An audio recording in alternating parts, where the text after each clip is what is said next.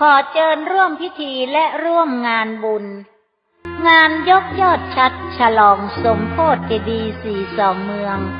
เจดีย์ดอยตุงจำลองเจดีย์ดอยสุเทพจำลองและถวายทานศาลาพระเจ้า42เมืองตลอดจนสิ่งก่อสร้างทุกอย่าง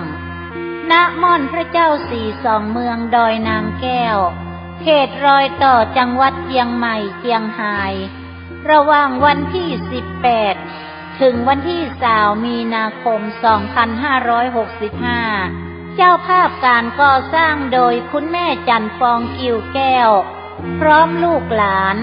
บริษัทเพชรอินทรีย์ทรานสปอร์ตจำกัดบริษัทเขมรัตน์ทรานสปอร์ตจำกัด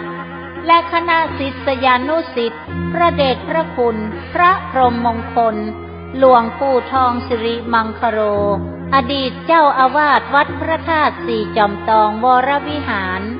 พร้อมทั้งพี่น้องประชาชนทั่วทุกสารทิศที่ได้ร่วมจิตอันเป็นกุศลพร้อมใจกันทุกคน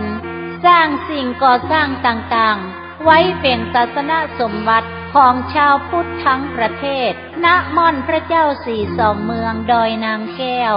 สมแล้วดังเจตนาของเทระจารย์ในอดีตสืบสานแนวคิดครูบาอาจารย์พระเดชพระคุณพระสุนทรปริยัติวิกรมทรัพย์นรินทร์โทอดีตเจ้าคณะอำเภอเวียงป่าเป้าและพระเดชพระคุณ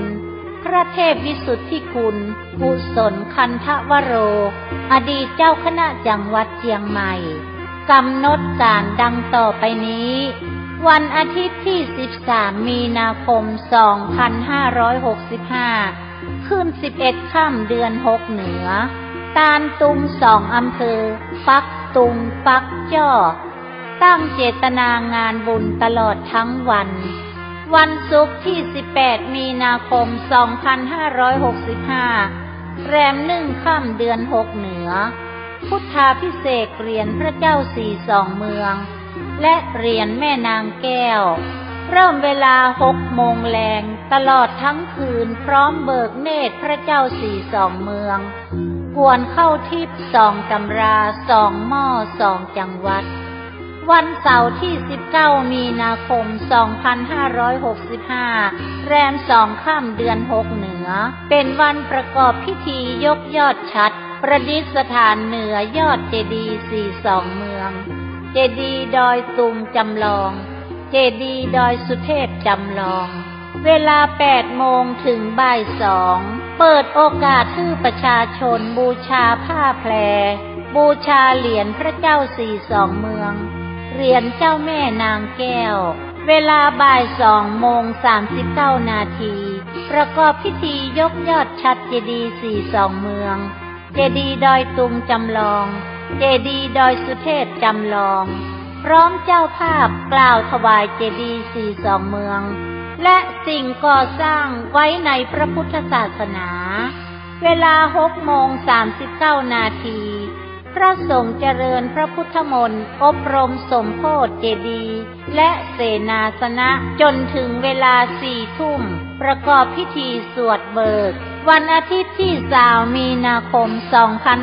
2565แรม3ค่ำเดือน6เหนืองานแห่กวตารหัววัดจำนวน250วัดในเขตอำเภอดอยสะเก็ดอำเภอเวียงป่าเป้าและใกล้เคียงพร้อมขบวนแห่พระห่มพระธาตุเจดีย์42เมืองของ2จังหวัดเพื่อห่มเจดีย์42เมืองในงานมีการแสดงซอเล่าขานตำนานดอยนางแก้วประวัติการสร้างม่อนพระเจ้า42เมืองและยกยอครูบาอาจารย์ในอดีตที่ร่วมคิดร่วมสร้างจวบจนถึงปัจจุบันจากศิลปินล้านนามากมายกิจกรรมการแสดงทางด้านวัฒนธรรมล้านนาสมโภชตลอดทั้งวันในโอกาสนี้นั้นจึงขอเชิญชวนพ่อแม่พี่น้องศรัทธาประชาชนพุทธศาสนิกชนทุกท่านไปร่วมพิธีดังกล่าว